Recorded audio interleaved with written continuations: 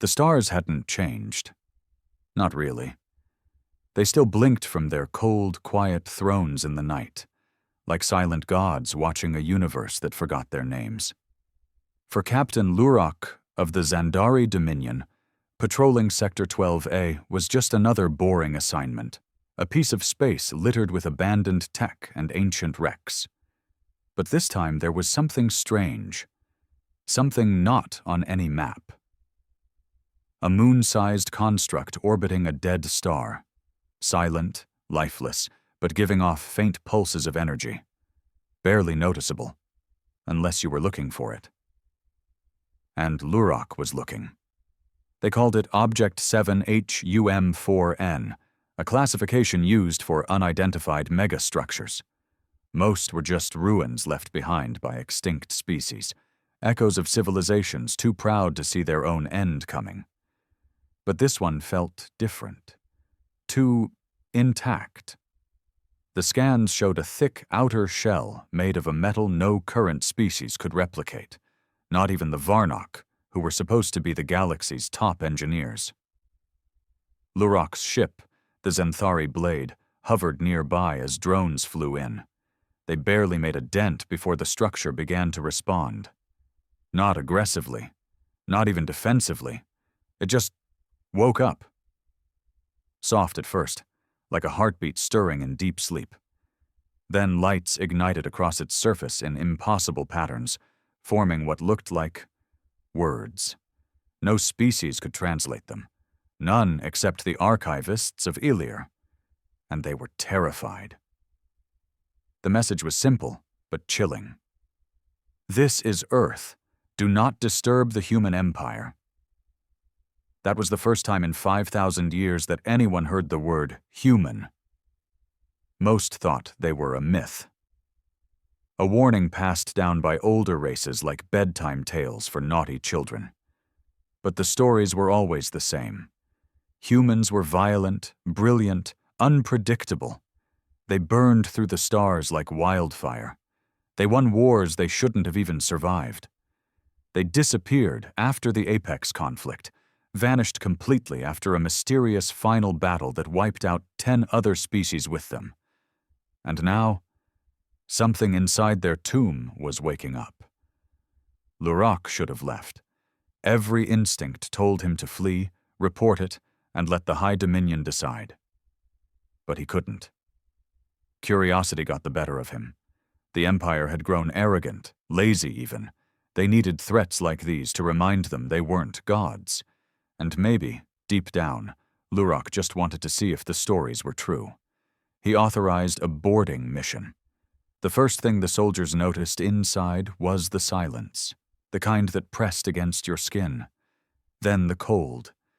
Not just the temperature, but a lifelessness that felt ancient and angry.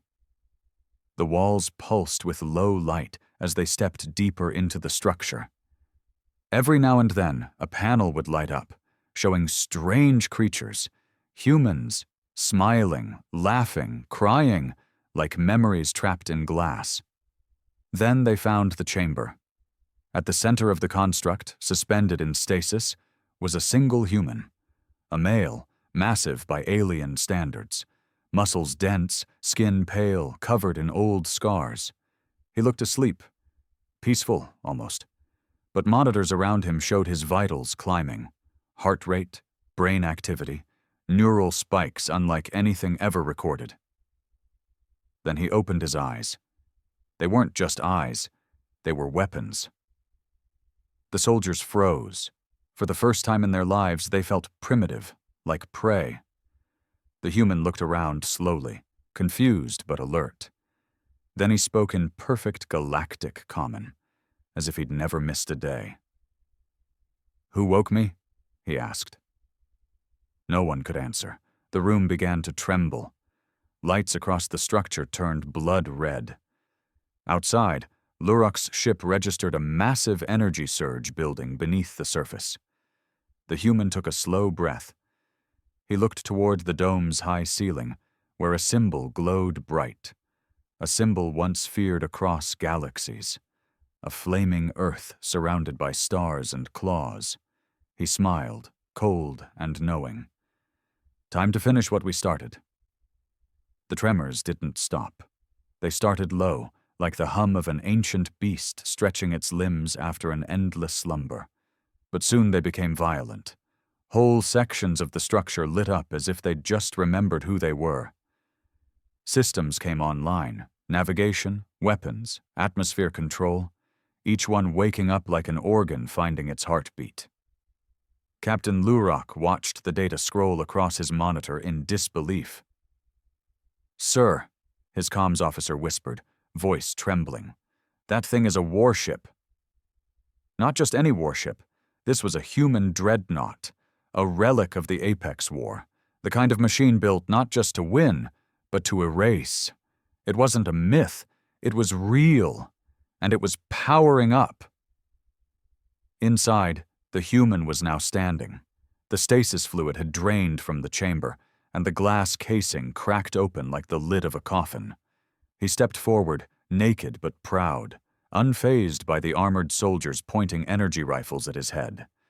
His name, as revealed by the display behind him, was General Adam Vex, commander of the last human armada. "You've made a mistake," he said flatly. "Waking me wasn't your right." One of the soldiers tried to speak, to explain they were researchers, explorers, not enemies. But Vex didn't care. He turned away, walking past them, his fingers dragging across walls that now rippled with life. The ship responded to his touch like it had been waiting. It recognized him. It obeyed him. In the command bridge, Lurok could barely keep up. The ship, Earth's Wrath, the registry now confirmed, was rewriting its architecture. Shield systems rose from deep vaults. Weapons bays unfurled like wings.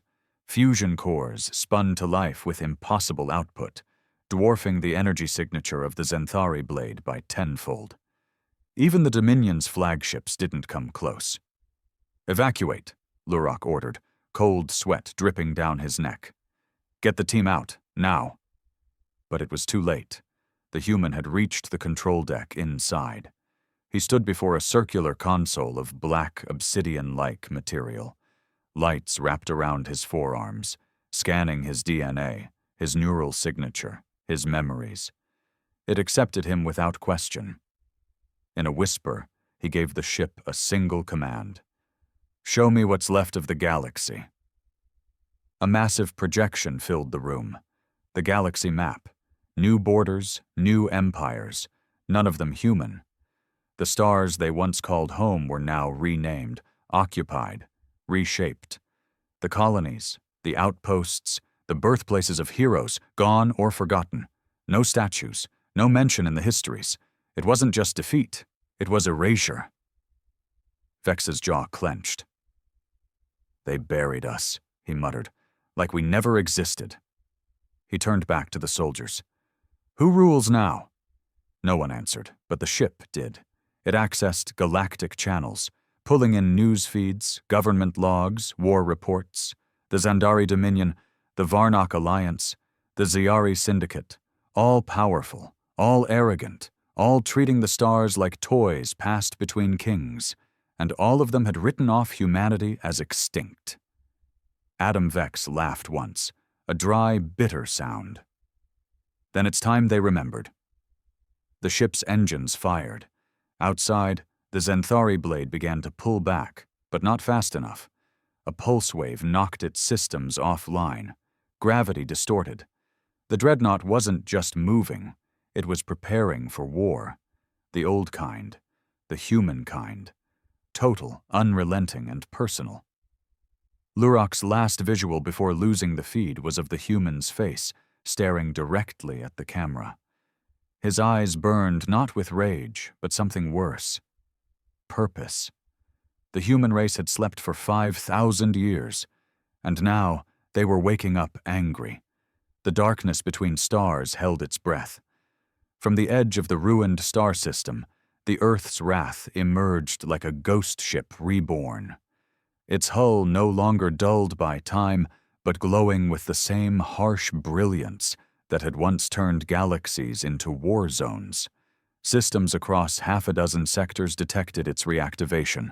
Pirate clans, Dominion outposts, fringe listening stations, all flooded with one name repeated across old human frequencies. Adam Vex is awake. It wasn't a message. It was a warning. On board, Vex moved like a man stepping back into his own legend. Every corridor he passed adjusted to his presence. The artificial intelligence, once dormant, now whispered familiar voices to him. Names of dead officers, ship logs from battles long gone, recordings of Earth's final stand. They flooded back with painful clarity. His mind was sharp, trained for strategy and violence, but the ache in his chest was undeniable. Everyone he knew was gone. Everyone. His world was erased while he slept. The last war had cost them everything, and now the enemy didn't even remember his people's name. Until now. In the command center, holograms danced before his eyes. Alien empires fattened by peace, arrogant with age. They thought the apex predator was extinct. They built their world in the carcass of his. Vex studied the Dominion first. The Zandari had the largest navy, the strongest grip on politics, and, as it turned out, the biggest mouth when it came to denying humanity's role in galactic history. "Captain Lurok," Vex said calmly as he brought up the Dominion officer's last transmission, "curiosity made you brave, but it will make your people stupid." He narrowed in on their capital world, Varela Prime. 72 billion citizens. No defense grid strong enough to stop what Earth's wrath could now do. But it wasn't time to strike yet. Not yet. He needed to test the waters, to remind the galaxy that humanity didn't return with diplomacy. They returned with fire. "Computer," he said, and the ship's voice responded in an eerie, feminine tone. "Ready, Commander Vex. Identify the nearest Dominion military installation within strike range. Zandari Forward Outpost 913, approximately 0.7 light cycles, lightly defended, mostly research personnel." He paused. "Do they know we're here?" "No, Commander. They are not prepared." Vex clenched his jaw. "Prepare all weapons. I want them to see us coming. Open a channel, public frequency, galactic standard." There was a short pause, then a soft beep. He stood in front of the transmission field, face lit only by the blue glow of the controls. His voice was low, but it carried with the force of a storm. "To the Dominion, and to any who remember, I am Adam Vex, General of Earth's wrath. Humanity is no longer asleep. We remember everything. We remember you." He paused just long enough for silence to do its work. "And now, you will remember us." He cut the signal. No threats, no ultimatums, just truth, served cold. Moments later, the ship leapt into faster-than-light travel, tearing a hole through space like a scar. The target, Forward Outpost 913, sat quietly above a gas giant, its crew of scientists and junior officers unaware of the predator approaching. They barely had time to scream. The dreadnought dropped from warp, weapon bays already open. Ion cannons fired first, disabling the outpost's shields. Then came the rail plasma strikes, cutting clean through titanium supports and atmosphere layers. The facility split apart like paper in a storm. No survivors, no resistance. It took exactly 83 seconds. Vex watched from the bridge, face unreadable. This wasn't about the outpost. It was about the message. Dominion networks lit up with panic, emergency meetings, fleet alerts, political demands, and above it all, one chilling realization. The humans were back, and they didn't come in peace. Inside the ship, as the fires of the outpost still flickered on the view screen, Vex turned to his AI. "Begin activating the others." "The other dreadnoughts, sir?" He nodded slowly. "Wake them all. We won't fight this war alone. The silence that followed the outpost's destruction wasn't peaceful. It was heavy, pregnant with fear. Across the galaxy, the name Adam Vex spread like poison through political chambers, war councils, and pirate dens alike. The Zandari Dominion launched a full-scale mobilization, scrambling fleets to known human ruins and border sectors.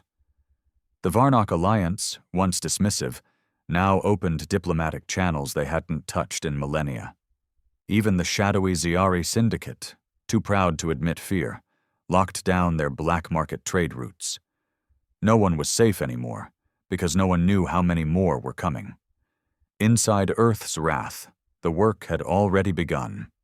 The AI, now fully reawakened and operating at full capacity, scanned old human data vaults hidden deep within the galactic fabric, coded coordinates, encrypted under ancient Earth protocols. These were humanity's final contingency. The Last Flame Project. "Status on dreadnought sleepers?" Vex asked, seated on the bridge as the stars stretched before them. The AI responded, smooth and clinical. 4 potential signals found. 1 active, 3 dormant, located in deep space vaults beyond known Dominion territory. Vex nodded. "Begin remote wake-up sequence. I want those ships online within the cycle. Compliance, activating, Lion of Terra, Red Winter, Voice of Stone, and Kinscourge." He exhaled, a mix of nostalgia and grim satisfaction. Each dreadnought had been a symbol of power, of defiance, of sacrifice. Lion of Terra had led the first counterstrike at the Battle of Rotau. Red Winter had held a collapsing star system long enough to evacuate 3 million colonists. Voice of Stone had gone silent after detonating its own core to collapse a wormhole the enemy used for reinforcements. And Kinscourge. No one even spoke of Kinscourge. If they were all intact, then this was no longer a one-man war. This was a resurrection. As the ship shifted course toward the Lion's Vault, nestled near the collapsed Tau Sarn Nebula, Vex found himself in the memory chambers. They were never meant for strategy or command. They were personal. The ship's AI had stored the images of Earth's final moments in them, as if to remind any awakened human of what was lost. He stood alone, watching a looped projection of Earth in flames. A voice, his daughter's, played quietly in the background. A recording from just before the last battle. She'd been 6 years old. "Daddy, will you come back soon? Mommy says the stars are loud." He swallowed hard, teeth gritted. They were all gone. His family, his people.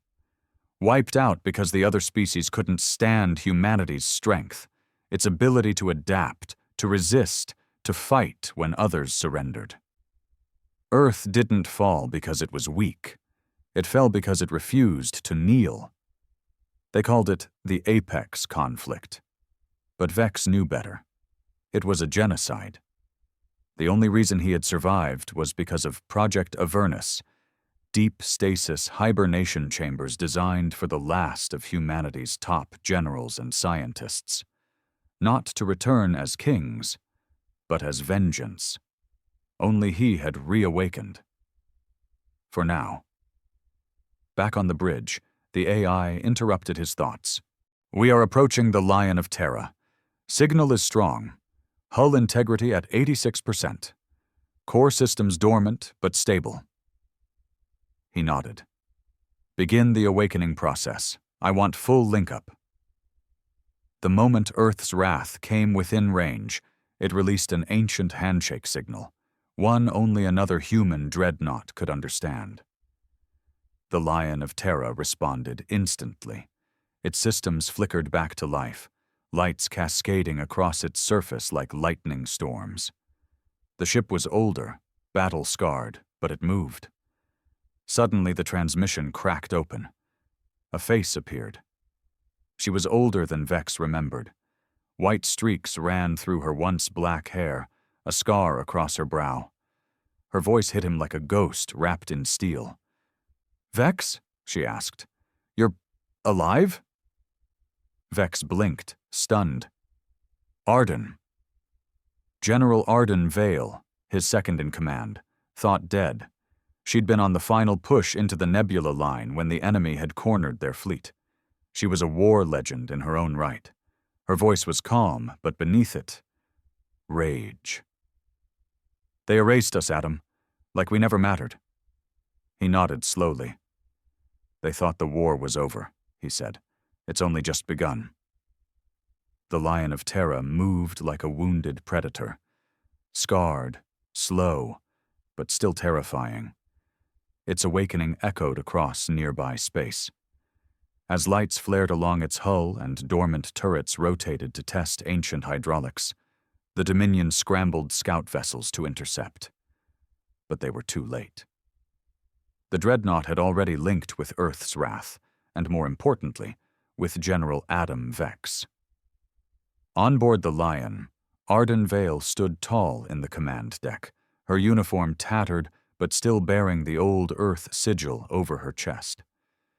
Her presence was exactly how Vex remembered, commanding, sharp-eyed, the type of leader who'd stare down a collapsing star and refuse to blink. "You were the last person I expected to see again," she said over the interlink channel, her voice steady but tight. "I could say the same," Vex replied. "We put too much faith in the failsafes. I figured I'd wake up to nothing but ash." "Well, you were half right," she muttered, her gaze distant for a moment.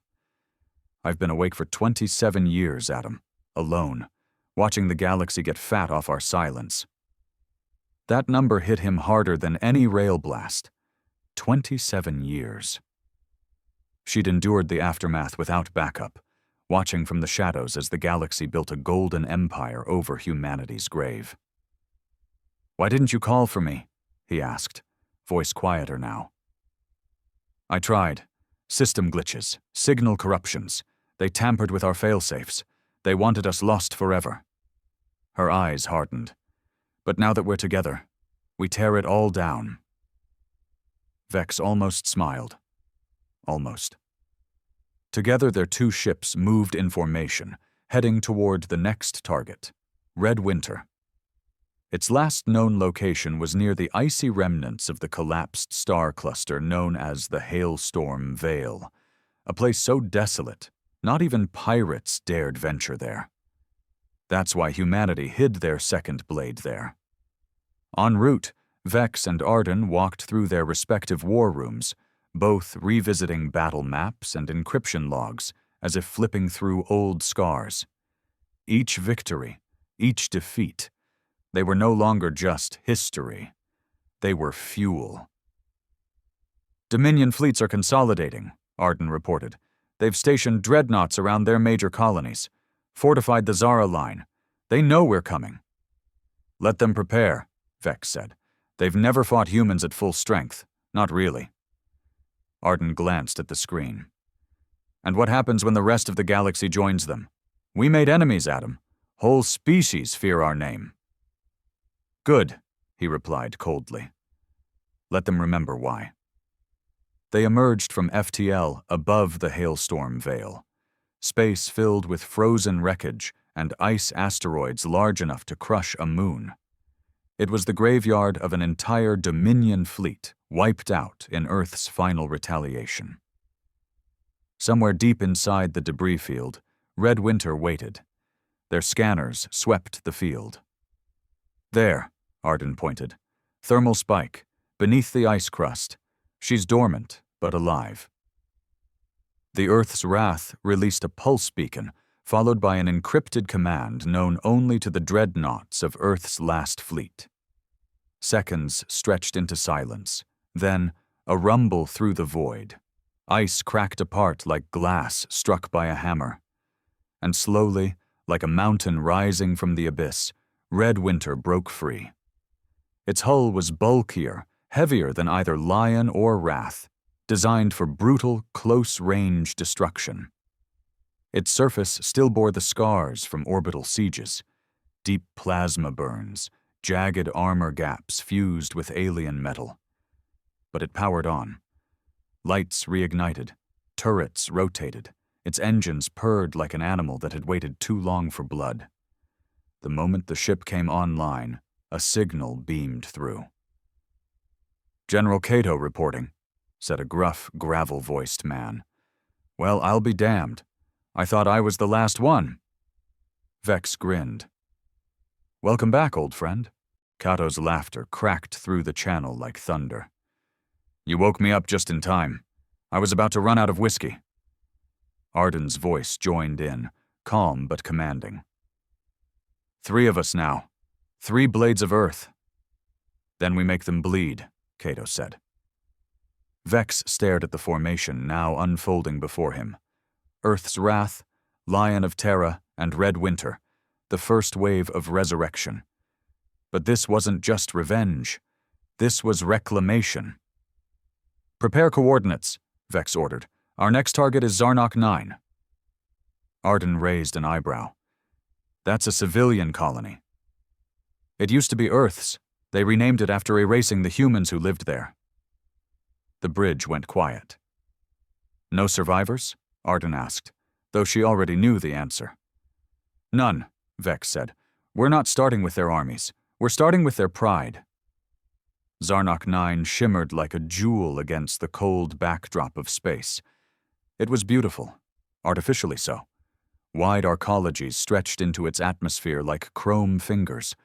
Lush, terraformed jungles wrapped the surface, maintained by climate stabilizers the Dominion bragged about on every broadcast. But Adam Vex saw none of that. All he saw was a lie. A stage dressed in alien luxury, built on human bones. It had once been known as New Athens.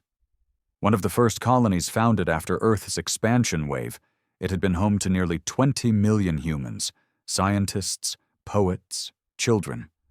Not soldiers, not threats, just people who believed in a future that now lay beneath Dominion pavement. "Status report," Vex ordered from the bridge of Earth's Wrath. Arden answered from the Lion of Terra, her voice tight with focus. "Orbital defense grid active. 2 long-range turrets, 6 intercept batteries. No dreadnoughts in the area, just 2 patrol cruisers and local militia." Cato's gruff voice chimed in from Red Winter. "Easy pickings." But Vex didn't smile. "This isn't about the kill," he said. "It's about the message.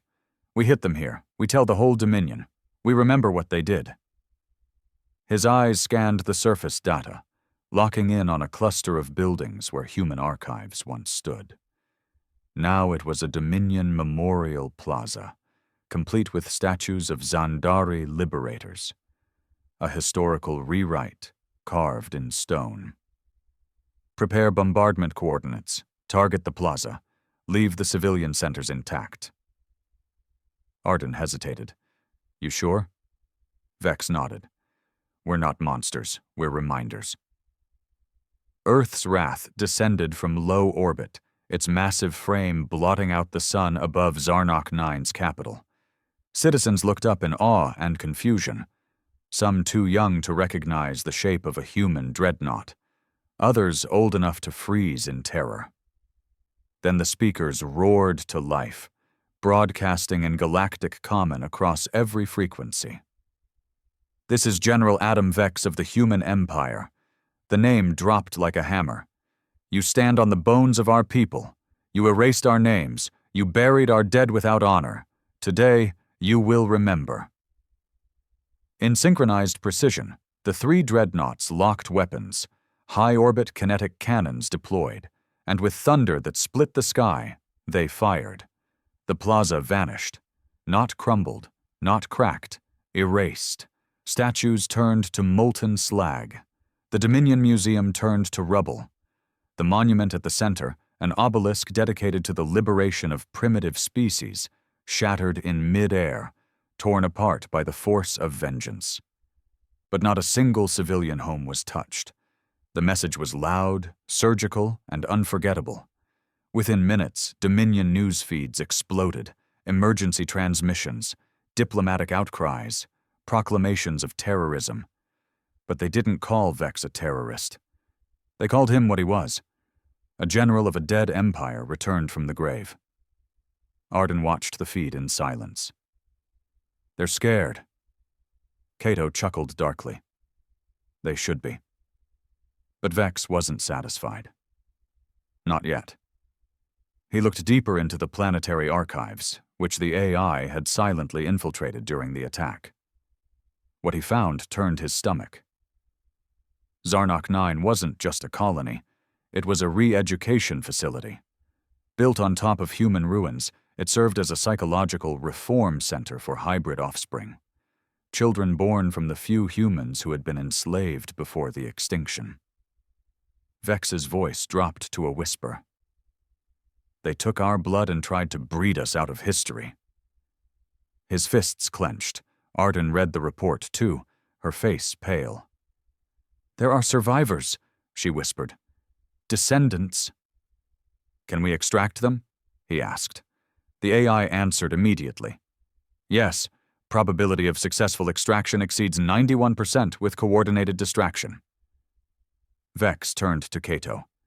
You up for a little noise? Cato grinned. You had me at blow it up. Minutes later, Red Winter launched a series of surface strikes on the outer industrial districts, drawing away all remaining defenses. Meanwhile, a stealth pod descended from Earth's wrath, landing outside the re-education center under heavy jamming fields. Inside the center, the children watched the sky burn from behind barred windows. Their caretakers, Dominion agents in polished uniforms, scrambled in confusion, yelling into dead comms. The door exploded inward. Human operatives, awakened by the dreadnought's call, stormed in, weapons drawn but aimed only at the guards. One soldier, a young woman named Lyra, approached a child no older than 7. The girl looked up with wide, terrified eyes. Lyra knelt and smiled, tears in her eyes. You're not alone anymore. The children didn't cry. Not at first. They were too shocked, too conditioned, too used to the silence of control, the cold stares of Dominion handlers, the metallic voices reading out their ancestry reports like war crimes. They had never seen humans before. Not like this. Not real. Not alive. Their caretakers always said humans were extinct, a failed species whose blood was too violent to be trusted. But Lyra knelt there, her weapon slung over her shoulder, offering her hand to the girl with the wide, amber eyes. We're human, she said, her voice trembling with emotion. Like you. The little girl touched Lyra's face, confused. But you're not sick, Lyra blinked. What? They said the reason the old ones died was because they were sick. In the head, because of anger. Her words dropped like a knife into Lyra's heart. That was how the Dominion had rewritten history, turning pride into madness, resistance into disease. They hadn't just tried to erase humanity, they'd tried to rewrite it. Lyra turned to her squad. Secure the rest, move fast, minimal noise. Within 10 minutes, the re-education center was cleared. 37 children, most under 12, all of them marked as genetic remnants, a sterile term for what they really were, survivors. Back aboard Earth's Wrath, Vex watched the extraction through the live feed, jaw tight. They called us monsters, he muttered. Arden's face flickered onto his console. This was always more than just killing us. They were afraid of the idea of us. And they should have been, Vex said. We adapt. We remember. We rise. Cato's voice crackled in with the usual gravel and fire. So what now? We send these kids off to some hidden corner? Let them grow up in fear like we did? No, Vex replied. We train them. We teach them who they are, what was taken from them. We give them their names back. He turned toward the med bay, where the children were being processed, scanned, and treated by Earth's long-dormant medical AI. The machines moved like ghosts through muscle memory, as if eager to heal again. The little girl, her name was Tali, sat on a stool, staring at a screen displaying images of old Earth, oceans, forests, birds. She looked up at the nurse drone and asked, "Is this where I came from?" "No," the drone replied in its soft, programmed voice, "but it's where your blood comes from, and where your enemies made a mistake." Meanwhile, Dominion space reeled from the Zarok attack. Emergency councils convened in panic. Political blame raged across the halls of their central senate. High Chancellor Erix of the Zandari Dominion, a tall, silver-skinned being with golden ocular implants, stood at the head of the chamber. "We are facing an enemy that should not exist," he growled, voice amplified to the vast crowd. "These are not mere terrorists. These are ghosts of a genocidal past. They seek chaos, collapse. We cannot allow them to infect this galaxy again." Some senators called for negotiation. Others demanded full-scale war. But the fear was undeniable. Because it wasn't just the dreadnoughts anymore. Across forgotten ruins, across dead space and uncharted systems, ancient human beacons began to pulse. Outposts lost to time flickered with life. Stealth ships, buried beneath crusted moons, began to awaken. Long-dormant satellites whispered old Earth codes. And scattered across the stars, other survivors, humans who had gone into hiding, hybrids who had been raised in shadows, AI allies who had never shut down, began to respond. The human empire hadn't died. It had gone silent. And now its silence was over. Back in orbit, Vex stood before the bridge's wide viewport, the stars cold and distant ahead.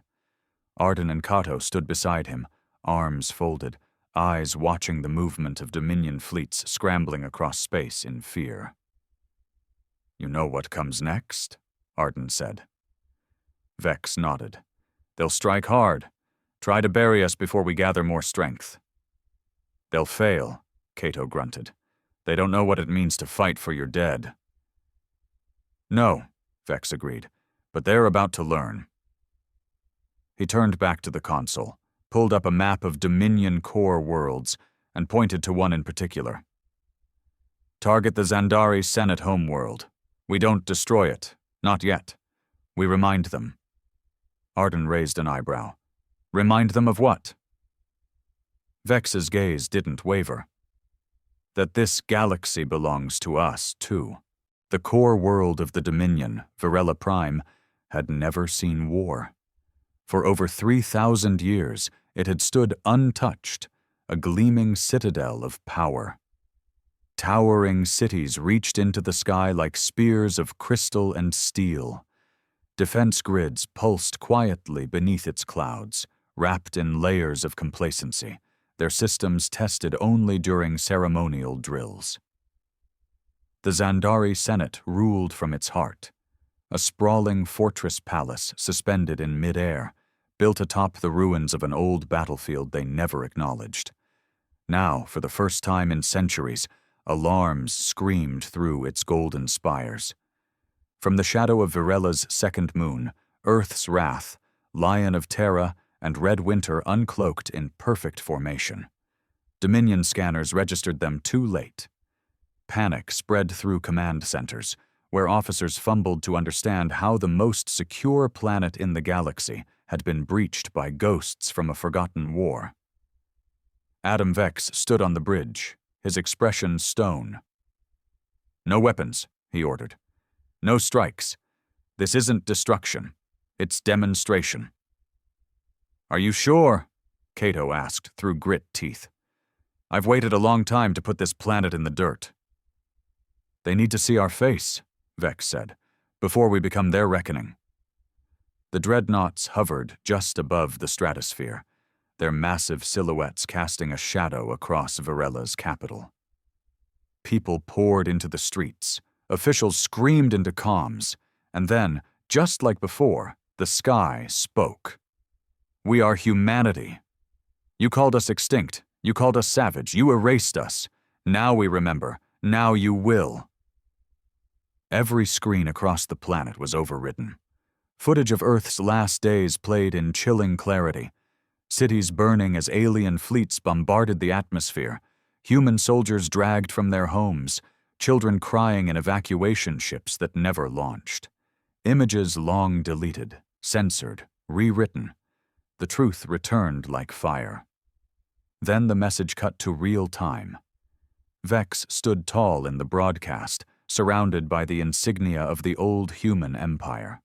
Arden at his left, Cato at his right, a triangle of vengeance and memory. "Varela Prime sits on the bones of our murdered," Vex said. "You turned our blood into myth. You raised your children on the lie that we were monsters, when it was you who lit the match that burned our worlds." He leaned forward, voice low, lethal. "This is your warning." Then the screen went black. No blast followed. No invasion, just silence. But it wasn't peace, it was promise. The three dreadnoughts pulled back in unison, slipping from orbit like ghosts again, leaving behind only the crushing weight of fear and the realization that the galaxy's forgotten apex predator had returned. On board Earth's Wrath, the bridge was quiet. "We've lit the flame," Arden said softly. "And the fire's spreading," Cato added. Vex turned to the center holomap. Beacon signals flickered across the outer rim, old allies answering the call, rogue AIs reactivating, exiled humans emerging from beneath alien-dominated cityscapes. Even a few defectors, Ziari rebels, disillusioned Varnok, and hybrids from colonies like Zarnok 9, pledged allegiance to a cause they'd only heard of in forbidden whispers. A human reclamation had begun. In the medbay, Tali, the little girl from the re-education center, sat watching the news feeds with the other children. Lyra crouched beside her, explaining what each symbol meant, what each star system had once been called before it was renamed, stolen. Tali looked up. "Will we ever go home?" Lyra placed a hand on her shoulder. "We're already on our way." Back in the war room, Vex met with Arden and Cato, now joined by 3 more commanders who had answered the ancient dreadnought summons, others like them who had survived the purge, hidden in stasis, or embedded in deep cover missions for centuries. "We rebuild the fleet," Arden said. "We gather survivors, reclaim technology, and take back the colonies that were ours." "And when the Dominion retaliates?" one of the new commanders asked. Vex stared at the glowing core of the galaxy in the center display. "They will," he said. "And when they do, we won't hide anymore." Cato slammed his fist into the table. "Then we make sure their fear is justified." The room fell quiet, and in that silence, something stirred. Not vengeance. Purpose. For 5,000 years, humanity had been silent, sleeping, buried. Now they were awake, and the galaxy would never sleep again.